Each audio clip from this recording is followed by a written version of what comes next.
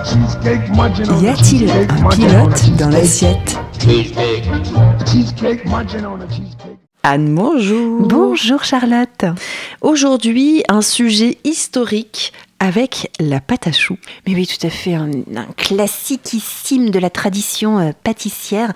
Nous retrouvons l'exceptionnel Maguelone Toussaint Samat et sa très belle et très exquise Histoire des gâteaux et des friandises, qui nous dit qu'elle est connue depuis plusieurs siècles pour être utilisée en friture ou au four, avant de se voir améliorée par le grand carême en vue de ses crocs en bouche. Alors, Daniel Chaboissier et Didier Lebigre dans Compagnons et maîtres pâtissiers, tome 3, qui servait à la formation des apprentis pâtissiers il y a quelques décennies. Il y avait combien de tomes Il y en avait 3, c'était des volumes assez copieux que j'ai pu utiliser pendant ma formation, pendant mon CAP en pâtisserie. C'est génial, c'est d'une richesse. Donc, nous disent qu'au XVIe siècle, l'invention est attribuée au pâtissier italien Popellini, donc pâtissier d'origine italienne, mais qui officiait à la cour de la reine Catherine de Médicis. Et donc, on avait ce qu'on appelle une pâte à chaud comme la chaleur, c'est-à-dire une pâte desséchée sur le feu. Au XVIIIe siècle, Jean Avis, pâtissier de Taïran, perfectionne la pâte et crée les choux grillés, puis son disciple, Antonin Carême, multiplie les créations dont ses architectures de croque-en-bouche. Nous en reparlerons tout à l'heure. Elle est donc historique, cette pâte à choux. Est-ce qu'elle a des super pouvoirs? Alors oui, je vais peut-être pas m'étendre sur des pouvoirs nutritionnels. On va pas se mentir, Anne. Alors, ça reste intéressant parce que ça nourrit néanmoins. Il y a de l'œuf, il y a du beurre, etc. Donc forcément, c'est source d'énergie, c'est source de protéines. Néanmoins, moi je veux dire, c'est pas pour ça que je mange des choux. Moi, je mange des choux pour m'éclater sur le plan gustatif parce que c'est une expérience d'extase. Voilà. Il y a un aspect magique aussi dans la pâte à choux. Ce sont des bulles de légèreté, quand tu vois quand ça pousse tout à coup au four et que cette bulle tout à coup se concrétise et se fige et surtout ne s'affaisse pas, parce que ça c'est ce qu'on craint quand on fait des pièces en pâte à choux. Voilà, il y a quelque chose d'absolument magique et je trouve que c'est ça le super pouvoir de la pâte à choux. Et j'imagine que c'est pas si simple à faire, si ça demande un peu de magie. Comment est-ce qu'on fait des pâtes à choux? C'est quoi l'astuce? Alors il y a 3 grandes étapes pour faire une pâte à choux. La première étape, c'est de dessécher sur le feu un mélange d'eau. Donc on va faire fondre du beurre dans de l'eau et on va y jeter de la farine pour faire une sorte de purée de farine enrichie de beurre, et on va former ce qu'on appelle un empois d'amidon très épais. Alors la farine, tu sais, elle contient beaucoup d'amidon, et donc quand l'amidon cuit dans l'eau comme ça, et ben ça fait comme une espèce de colle. Comme une béchamel. Comme la base de la béchamel, exactement. Donc cette colle qu'on a un petit peu, cette colle d'amidon qu'on a un petit peu déshydratée, on va ensuite la réhydrater avec des œufs. Donc on a déjà obtenu un empois qui est une structure chimique, c'est la chimie qui est une structure chimique qui va nous intéresser. On va ensuite la réhydrater avec des œufs pour obtenir une consistance moyennement souple qui va permettre de la dresser. Ça va être intéressant aussi que ce soit des œufs, on explique pourquoi tout de suite après. Troisième étape, ça va être la cuisson au four, où la vapeur qui se trouve à l'intérieur de la pâte humide va la faire gonfler comme une bulle. Les protéines de l'œuf vont coaguler sous l'effet de la chaleur et vont permettre de solidifier cette structure et donc à notre petit chou de rester un chou sous forme de petite bulle aérienne. Donc là on parle pas de la garniture qu'on va mettre dans ce chou. Non, pour l'instant nous parlons vraiment de la pâte à choux, mais nous allons la garnir après, nous y revenons. Alors, je vous disais, les œufs, c'est intéressant. C'est pour ça, notamment, que c'est pas facile de faire des choux véganes, c'est-à-dire sans œufs, et a fortiori sans gluten non plus. Pourquoi ?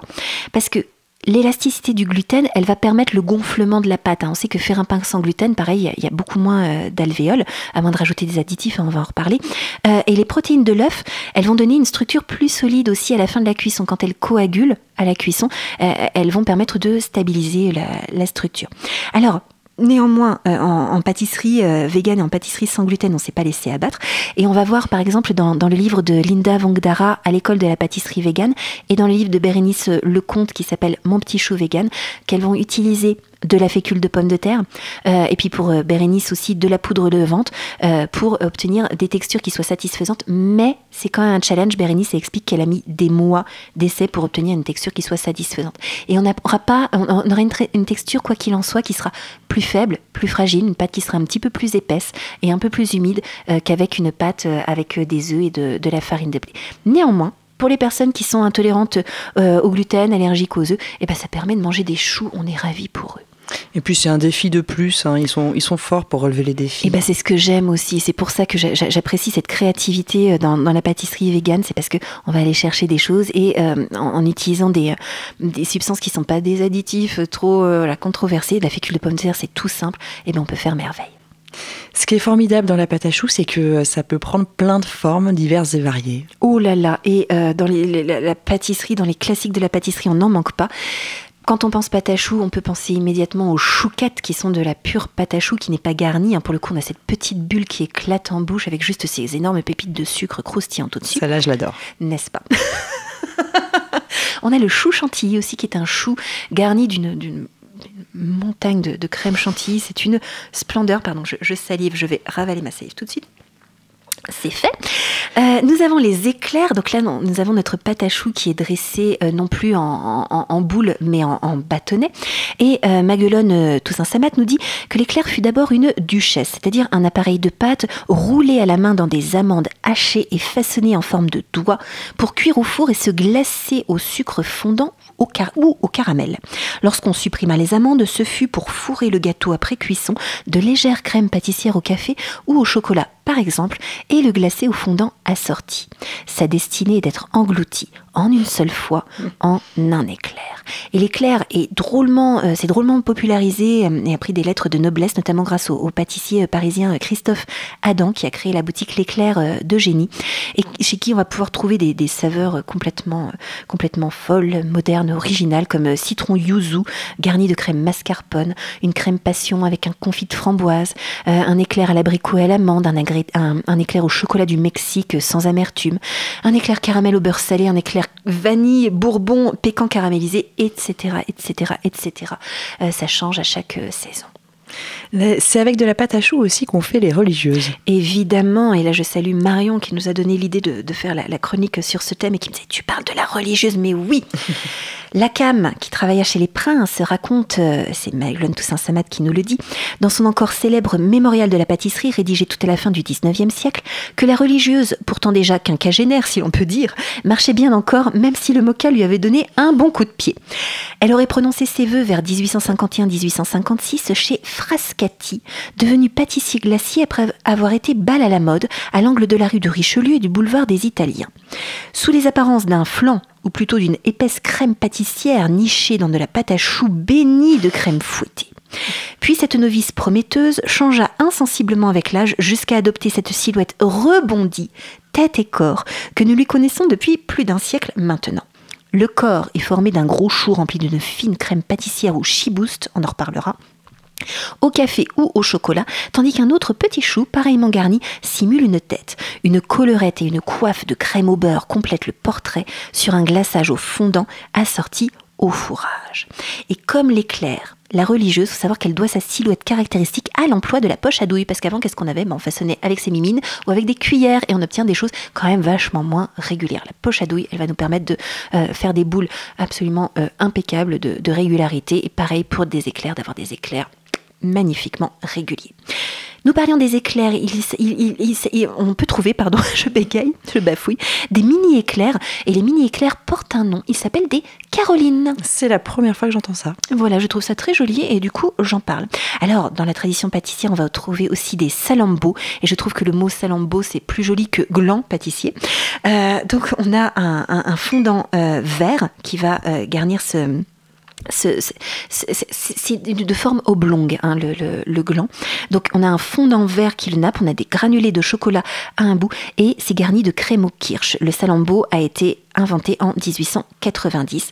On va avoir beaucoup de pâtisseries qui ont été inventées, donc de grands monstres sacrés hein, de la pâtisserie française, comme le Paris-Brest, qui lui, pour lui, la pâte à choux est dressée en forme de couronne. On dit triplement dressée d'ailleurs à la douille lisse, créée en 1891 par un boulanger parisien qui s'appelait Durand, en l'honneur de la course cycliste qui devait passer devant sa porte. Et donc, le Paris-Brest est en forme de roue de vélo.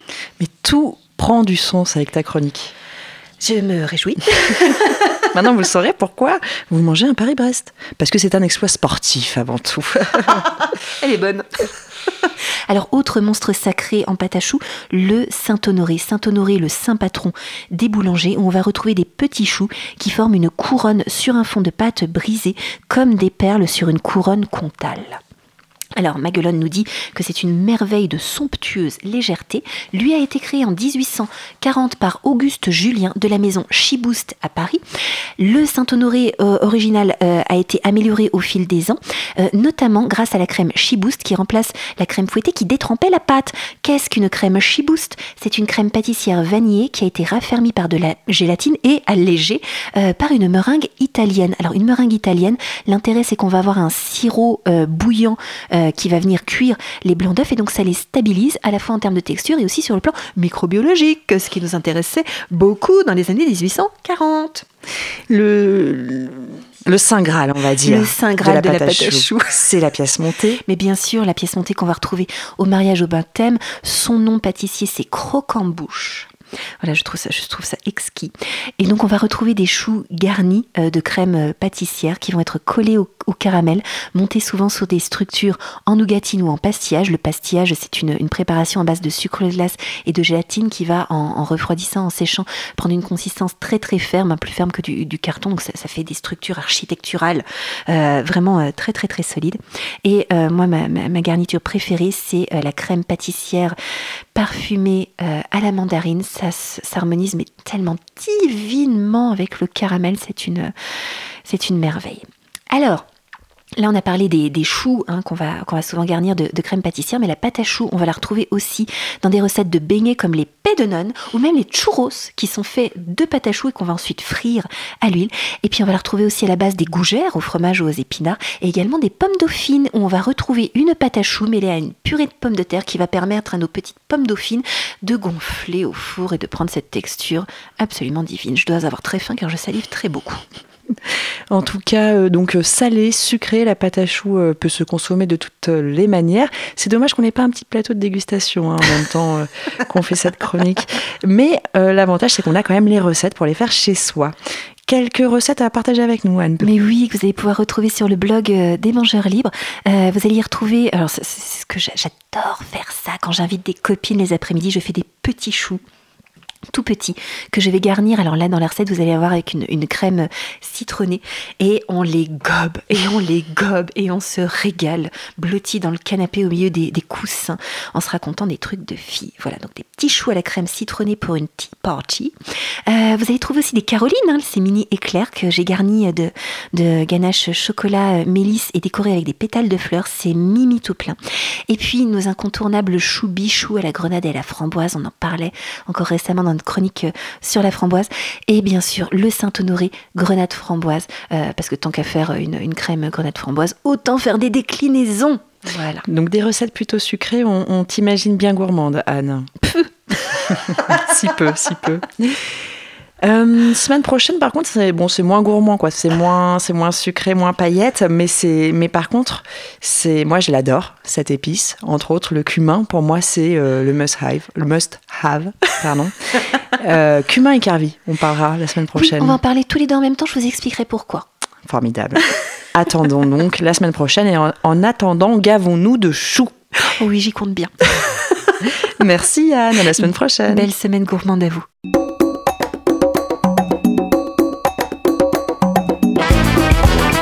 Cette chronique vous a plu ? Alors participez-y en posant vos questions à Anne-Claude à l'adresse contact@radioalto.info.